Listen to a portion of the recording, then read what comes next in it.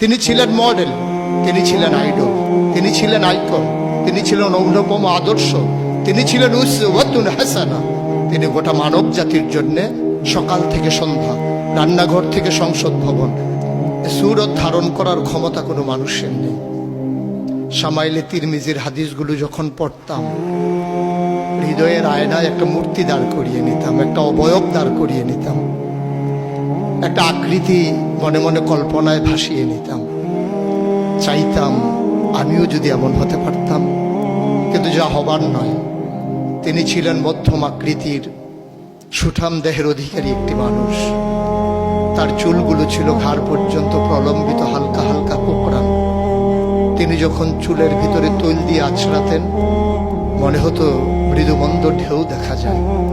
তার কপাল ছিল চওড়া, ভ্রুগুলো ছিল জোড়া ভ্রু, ধনুকের মতো বাঁকা। চোখের পাতাগুলো ছিল ফুটন্ত গোলাপের গোলাপি রঙের এক একটি পাপড়ির মতো। তিনি কখনো বা যখন চোখের পলক ফেলতেন, মনে হতো মৃদুমন্দ বাতাসে গোলাপ পাপড়ি যেন দোল খাচ্ছে। তার চোখের সাদা অংশ ছিল রক্তিমাভ সাদা, কালো অংশ ছিল কৃষ্ণ কালো। তার নাকটা ছিল খাড়া, নাকের ছিদ্রগুলো ছিল ছোট ছোট।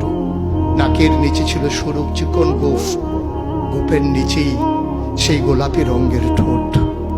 তার ঠোঁটগুলো যখন কখনো বা মুচকে হাসত, গোটা পৃথিবীর মানুষ অবাক বিস্ময়ে দেখত গোটা পৃথিবীতে যেন বিজলি চমকিয়েছে। তিনি কখনো বা যখন এই রাস্তা দিয়ে হেঁটে যেতেন, 1 মাস পরেও কখনো যখন সাহাবা হাঁটতেন, তার গায়ের জান্নাতি গন্ধ তারা পেতেন।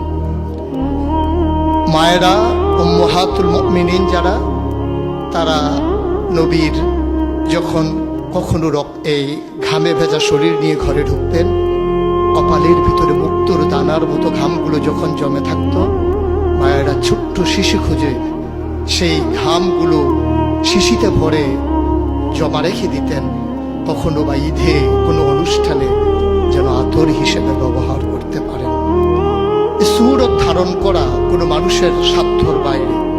কখনোই কোনো মানুষ সুরত ধারণ করতে পারবে না চেষ্টা করলেই, কিন্তু তার সিরত যেটা অনুকরণীয়, অনুপম আদর্শ।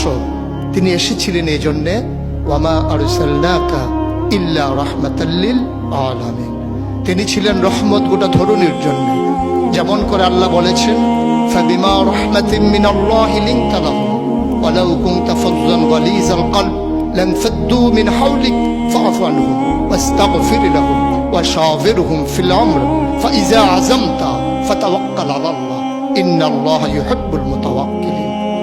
তিনি এসেছিলেন তেমন করে। কেন তাকে পাঠানো হয়েছিল? আল্লাহ নিজেই বলেছেন, লাকাদ কানা লাকুম ফি রাসূলিল্লাহি উসওয়াতুন হাসানা।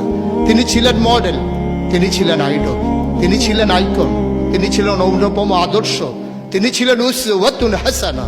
তিনি গোটা মানব জাতির জন্য সকাল থেকে সন্ধ্যা, রান্নাঘর থেকে সংসদ জীবনের ব্যক্তি জীবন, পারিবারিক জীবন, সমাজ জীবন, রাষ্ট্রীয় জীবন, অর্থনৈতিক জীবন, ইন্টারন্যাশনাল রিলেশন, সকল ক্ষেত্রে তিনি ছিলেন আদর্শ, তিনি ছিলেন মডেল, তিনি ছিলেন আইকন।